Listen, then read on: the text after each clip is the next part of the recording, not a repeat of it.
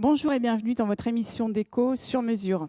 Au programme aujourd'hui, dans nos rubriques maison, nous irons à la Villa Paula, une magnifique chambre d'hôte située à Tourcoing. Nous en parlerons dans quelques instants avec Julie Boulanger. Puis dans notre séquence création, nous parlerons avec Thibaut Messmaker du métier d'architecte d'intérieur. Et nous évoquerons aussi celui d'agenceur.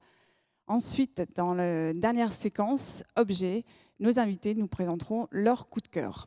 Nous avons installé notre plateau aujourd'hui dans un atelier d'artiste à Roubaix, celui de Jean-François Réan, qui crée des compteurs pression. Ce sont des sculptures à partir de tubes PVC qui ont été ramollis et qui va transformer pour donner forme à des objets, dont les chaises sur lesquelles nous sommes assis.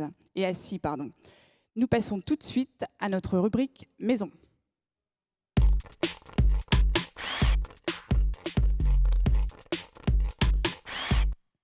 Julie, je suis très heureuse de vous avoir avec nous sur le plateau. Merci de m'accueillir. Vous avez ouvert la Villa Paula il y a 4 ans maintenant. Oui.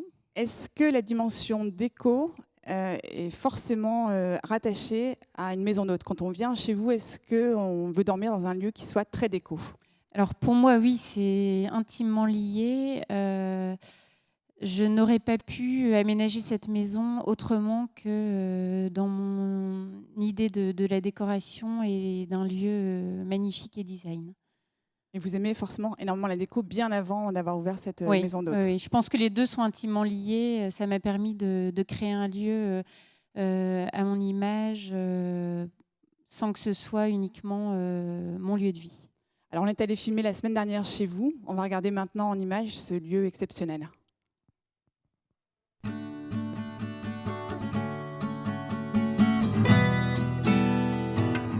Nous sommes à la Villa Paula, qui est une chambre d'hôte située à Tourcoing, qui est exceptionnelle. Là, on va rencontrer tout de suite Julie Boulanger, qui est la propriétaire des lieux. Vous allez voir, c'est une passionnée de déco. Elle va nous en parler.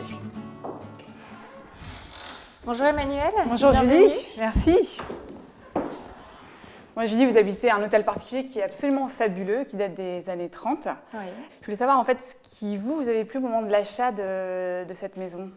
Alors la première chose qui m'a beaucoup plu, c'est le vitrail art déco, qui est dans la montée d'escalier en marbre, qui est également très art déco. Voilà, c'est une pièce maîtresse de la maison qui est magnifique et qui plaît à tout le monde. Alors j'ai cru comprendre effectivement que dans la salle à manger, dans laquelle on va aller tout de suite après, il y avait une particularité d'un mobilier qui date des années 30 et qui devait rester en fait dans le patrimoine de chaque personne qui rachetait la maison. On va aller voir, on va jeter un coup d'œil. Merci. Donc voilà la magnifique salle à manger. Le mobilier est d'origine, il a été dessiné par la maison Leleu pour la maison. Donc on voit bien que les meubles rentrent dans les encadrements de murs. Donc c'est tout un ensemble, on a les 3 meubles, la table et les chaises. Donc nous on a juste rénové un petit peu les chaises. Et on est sur du mobilier en loupe d'orme qui est maintenant quasi impossible à retrouver.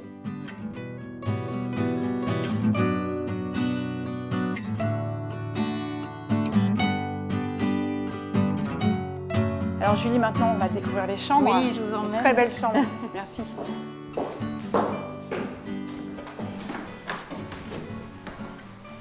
Là Julie, on est au second étage, donc c'est ici que vous avez développé les 4 chambres. Oui. On le voit tout de suite, là il y a une tapisserie noire et blanche. Vous avez 2 chambres blanches, 2 chambres noires, donc c'est un vrai code couleur. Oui, c'est une vraie signification. Vous pouvez nous en dire plus? Le noir et blanc, ça a été un choix déjà pour avoir quelque chose de très intemporel. Je ne voulais pas que la déco soit obsolète au bout de quelques années. Et j'aime tout ce qui est très graphique. Donc voilà, le noir et blanc a tout son sens. Et c'est également les codes couleurs de l'art déco. Donc ça a vraiment du sens par rapport à l'origine de la maison. Et donc, il y a 2 chambres totalement blanches, voilà. 2 chambres totalement noires. Exactement. Donc, on va les découvrir. Voilà, je vais vous faire visiter.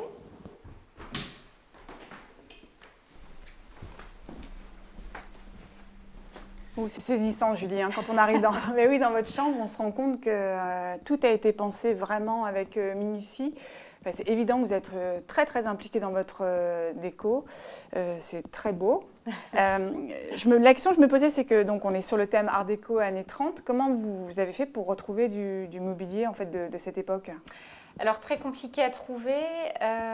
Du coup, j'ai fait appel à un designer, un jeune designer belge, qui m'a dessiné une grosse partie du mobilier des chambres sur mesure par rapport au thème que je lui ai indiqué chambre par chambre. Donc là, vous avez 2 exemples avec les fauteuils art déco. On a la table basse et après les petits chevets également art déco qu'il a dessiné lui-même. Alors la deuxième question, en fait, sur les salles de bain, on voit bien qu'il y a une influence très forte années 30. Quel a été votre parti pris par rapport à ça? Alors ici, dans la suite blanche, effectivement, comme je voulais respecter ce thème de l'art déco, il fallait retrouver des matériaux art déco. Et donc j'ai trouvé des lavabos, des miroirs en réédition, pareil pour la baignoire, et le carrelage, pareil, qui est du carreau de ciment, du carrelage métro. Tout ça sont des rééditions, mais qui respectent vraiment les produits d'origine art déco. Julie, on va redescendre au rez-de-chaussée maintenant. Je sais que vous avez quelque chose d'improbable, de très atypique à nous montrer et qui fait partie aussi de votre déco. Oui, on y va? Oui, on y va.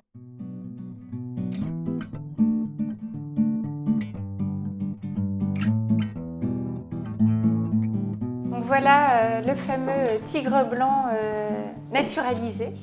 Alors en fait, ce qui est incroyable, c'est le choix d'un tigre blanc, mais on a vu aussi à l'étage un zèbre, Ouais. donc 2 animaux naturalisés. Ouais. C'est quand même assez atypique en décoration. Qu'est-ce qui vous a attiré dans ce choix? Alors déjà, c'est une rencontre avec une personne qui est passionnée par la taxidermie et un choix de déco très original, comme vous le dites, parce qu'on voit ça nulle part ailleurs. Un tigre blanc, vous n'en verrez pas d'autre chez un particulier en France. Et c'est aussi une façon de donner une seconde vie à ces animaux sauvages qui sont morts de mort naturelle dans des eaux, donc ils n'ont absolument pas été tués pour ça, bien évidemment. C'est quasiment des œuvres d'art, c'est plus des objets Oui, de ce déco sont à ce des œuvres niveau-là. d'art. On est vraiment sur une pièce d'art, un objet de déco et un patrimoine, je dirais, quasiment mondial, naturel. En tout cas, merci Julie, parce que c'est vrai qu'à la fois vous avez fait découvrir toute la déco, puis en fait 2 spécimens quand même assez incroyables. Ouais. Je voulais vous remercier pour tout Avec ce que vous grand nous avez plaisir. fait découvrir. C'est un lieu magnifique. Et puis nous, on va se quitter maintenant et je vous laisse avec de très belles images encore de la Villa Paula.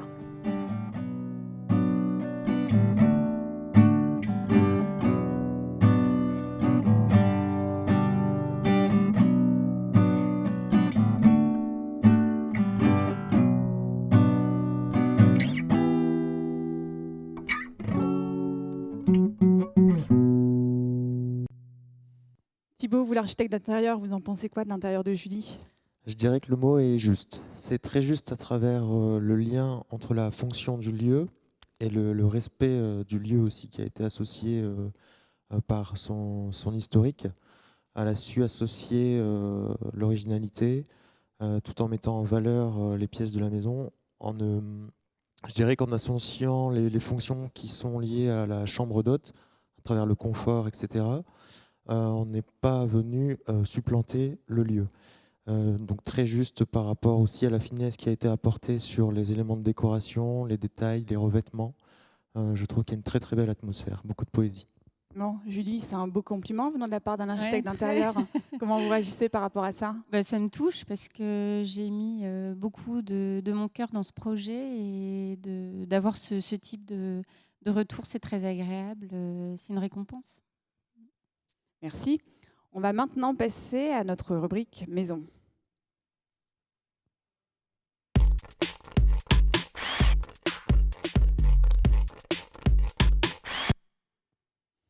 Thibaut, on vient vers vous, l'architecte d'intérieur. Oui.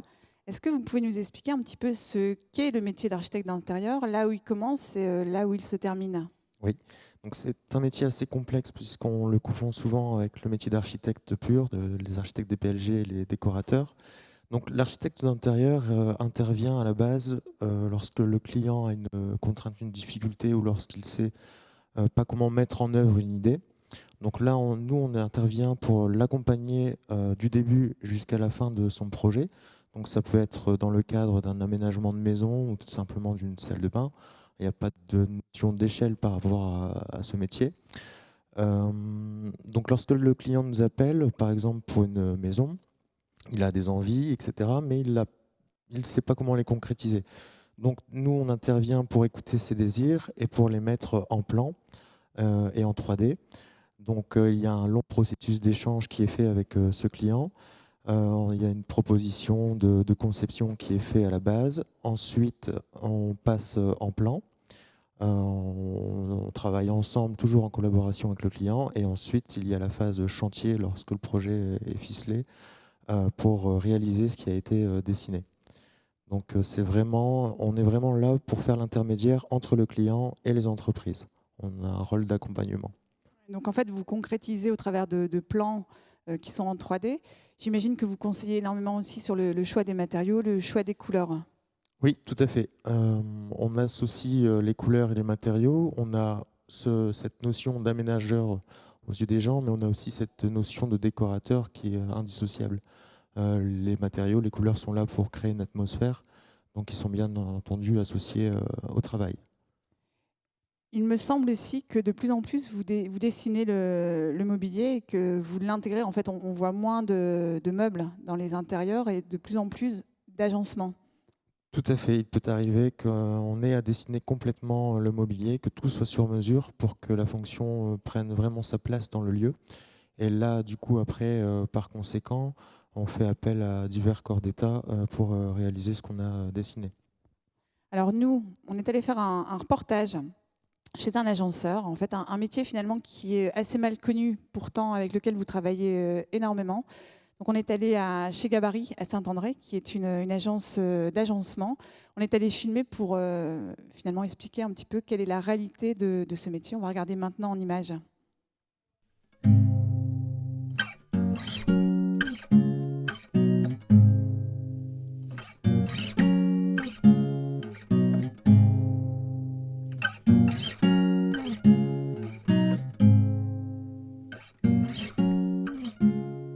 Alors le métier d'agenceur est avant tout celui qui concrétise, qui réalise et qui concrétise le projet conçu par un architecte d'intérieur qui vient traduire des plans et offrir des solutions techniques et esthétiques. On va avoir des techniciens dédiés plus spécifiquement à la mise en œuvre des plans réalisés sur un logiciel de modélisation. Dans un second temps, l'étude sera reproduite donc, sur un plan pour fabrication qui va nous permettre de pouvoir réaliser notamment des plans de fabrication et les transmettre à l'atelier pour la modification des panneaux et des produits que nous recevons quotidiennement. Une fois que les matériaux choisis par l'architecte et le dossier en commande, on s'occupe de les faire arriver directement par notre cours et on tient un petit stock avant d'être la première étape qui est le débit. On a une autre scie circulaire qui est ce qu'on appelle à plat, à commande numérique, qui permet un peu de dégrossir les formats, où là on peut avoir des choses un peu plus précises, où on s'assure que les panneaux soient bien coupés de façon rectangulaire et qu'ils soient bien carrés. Là, voilà, on a des caissons qui sont usinés, qui sont pré-percés avec cette machine. Alors cette machine, elle est pilotée par ordinateur. Il n'y a plus qu'à choisir le programme, poser son panneau sur la machine et ensuite la machine vient d'elle-même usiner le panneau.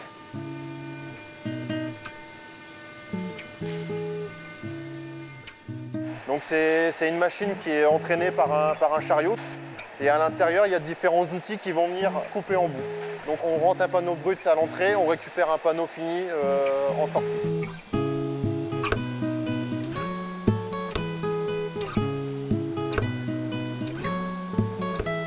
Après donc une fois qu'on a fait toutes ces étapes d'usinage, où on a préparé les pièces à peu près une par une, on va ce qu'on appelle les assembler. Des éléments qui sont donc en finition, auxquels on a appliqué un stratifié de décor, suivant les désirs de l'architecte. Et là, on va venir, avec des outils à main, venir faire la dernière finition, l'affleurage du strat, pour qu'on ait une finition très propre, une arête propre comme ici. Une fois les pièces terminées, on est quasiment à la fin du projet. On va s'occuper de les emballer, où on va se stocker un peu plus dans le fond de l'atelier et on va entreposer les pièces après dans l'entrepôt.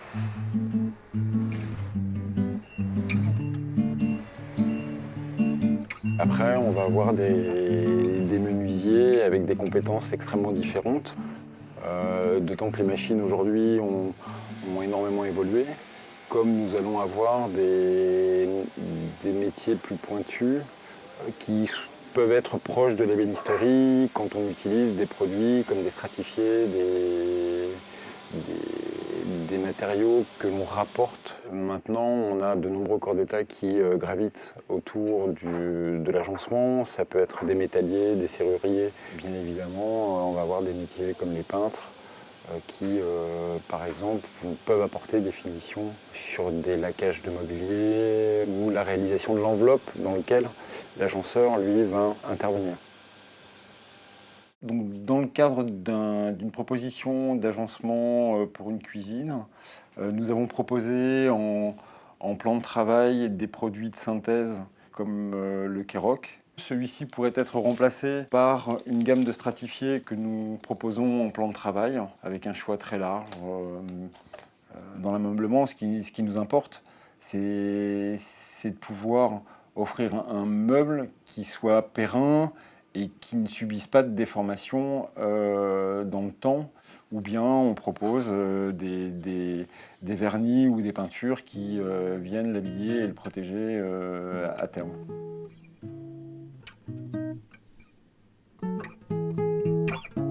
Donc les différents secteurs d'intervention d'un agenceur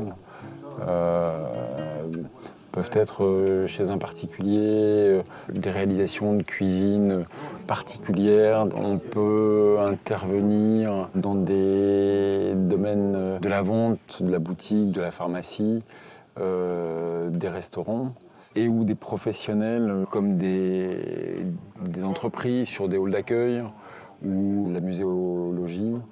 Les points communs de l'ensemble de ces clients ou domaines d'intervention sont le sur-mesure et des propositions de matériaux spécifiques à chaque projet.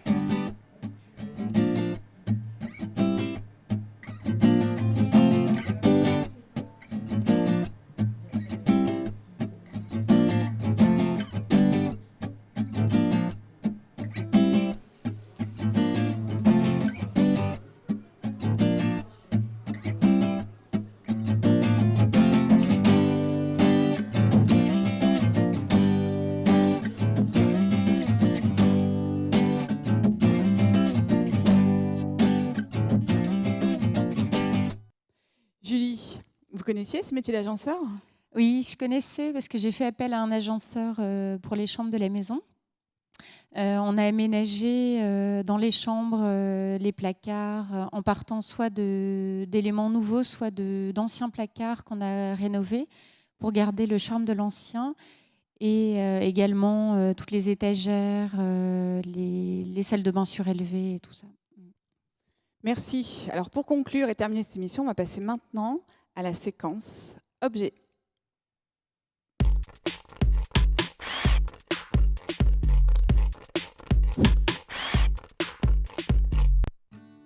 Julie, on commence par vous. Donc vous avez 2 objets coup de cœur. Je vous laisse présenter le premier qui, me semble-t-il, est une lampe très très poétique. Oui, très poétique. Donc c'est une lampe robe qui a été créée par un artiste roubaisien dont le nom est Attirdel. Donc il fabrique des petites robes en papier avec le buste monté sur des barbilles. Et ensuite, il les transforme en luminaires ou pas, ou juste en petites statues. Et donc, moi, j'ai choisi une robe en luminaire avec un globe pour le côté très poétique. C'est vraiment du travail d'orfèvre, c'est très joli. J'aime beaucoup son travail. Et on en a vu dans le reportage. Il y en avait d'autres, il me semble, chez vous aussi. Il n'y avait pas que ce modèle. Oui, on l'expose. On aime beaucoup cet artiste. Et en plus, c'est quelqu'un du secteur. Et du coup, on aime bien le mettre en avant et nos hôtes adorent son travail. Donc très souvent, on les envoie dans son atelier et ils repartent très souvent avec des robes. On a même des Australiens qui sont repartis avec 2 robes de chez lui. Et puis on l'a vu aussi dans le reportage des luminaires. On ne va pas le développer parce que vous ne l'avez pas choisi, mais il fait aussi Oui, d'autres luminaires. d'autres luminaires. Ouais. Votre second objet, qui est plus sentimental, celui-là. Voilà, là c'est beaucoup plus sentimental. C'est une petite chaise africaine dont j'ai hérité de ma grand-mère. C'est un objet sentimental parce que j'ai toujours connu cette chaise chez ma grand-mère étant petite. Et elle aimait beaucoup l'art brut. Moi, j'aime beaucoup ça aussi. Et j'ai réussi à l'intégrer dans la maison sans que ce soit trop particulier par rapport à la déco qui est un peu plus moderne ou design. Et en fait, ça se marie très bien. Et voilà, je suis très attachée à cet objet. Oui, en fait, ce que je voulais ajouter, puisque vous parlez de votre grand-mère, la Villa Paula, en fait, c'est le nom Paula et celui de votre grand-mère. Voilà, donc c'est le prénom de ma grand-mère. C'est un hommage à cette femme merveilleuse qui m'a inculqué beaucoup de choses, dont le goût pour l'art, l'architecture, la déco, les beaux lieux et les bonnes choses de la vie. Donc, je voulais lui rendre hommage. Merci, Julie. Thibaut, c'est à nous maintenant. Donc vous, pareil, vous avez choisi une lampe comme premier objet. Oui, tout à fait. Une lampe qui a été créée par 2 jeunes designers. Donc c'est une lampe qui m'a beaucoup plu parce que lorsque je l'ai vue pour la première fois, en fait, elle m'a tout simplement fait sourire. C'est un objet qui est plutôt humoristique. J'aime bien le détournement de l'animal vers cet objet, où on voit par exemple le cordon de la laisse, le cordon électrique qui est en fait la laisse du chien. Je trouve que l'humour manque un peu des fois dans les espaces, on est un peu trop sérieux et ramener des petites touches d'humour ou pouvoir faire sourire les gens lorsqu'ils viennent à l'agence, ça me plaît beaucoup. J'aime les objets design lorsqu'ils déclenchent des émotions et là c'est le cas. C'est une lampe qui est à monter ? C'est une lampe qui est à monter, oui, elle est en fait en kit, dans un carton. Donc c'est tout simple, c'est fait avec du MDF, donc qui est du bois aggloméré avec de la colle. Qui coûte rien à fabriquer. Votre second objet ? Alors le second objet est complètement différent. Là, c'est un objet qui m'a plu parce que c'est un objet qui a été fait de manière artisanale. On a en fait la forme qui est donnée par la fonction. Donc là, on a un récipient, une jarre. Et c'est un objet qui a été fait donc, avec des matériaux naturels. On n'a pas de superflu. Tout est très, très simple, très efficace. C'est ce qui me plaît aussi dans le design, c'est la sobriété. Et je n'aime pas le superflu, le bling-bling. Et là, on a quelque chose de très poétique à travers la fonction. Alors, est-ce qu'on peut préciser que cet objet vient de la sélection d'objets de Julie ? Parce que Julie vend des objets dans sa chambre d'hôte. C'est là-bas que vous l'avez trouvé ? Tout à fait. C'est lors de ma visite à la Villa Paula que j'ai trouvé cet objet, oui, tout à fait. Voilà, en fait, il y a le lien qui est fait là entre vous et Thibaut. Je vous remercie, Thibaut. De rien. Je vous remercie, Julie. Merci. En fait, on a passé un agréable moment en votre compagnie. On a vu un lieu exceptionnel, c'est vrai. On a découvert avec vous, Thibaut, le métier d'architecte et aussi celui d'agenceur qui est beaucoup moins connu. Donc, un grand merci. Nous, on se retrouve très prochainement pour une nouvelle émission sur mesure. Je vous souhaite une très bonne soirée. À très bientôt. Ciao, ciao.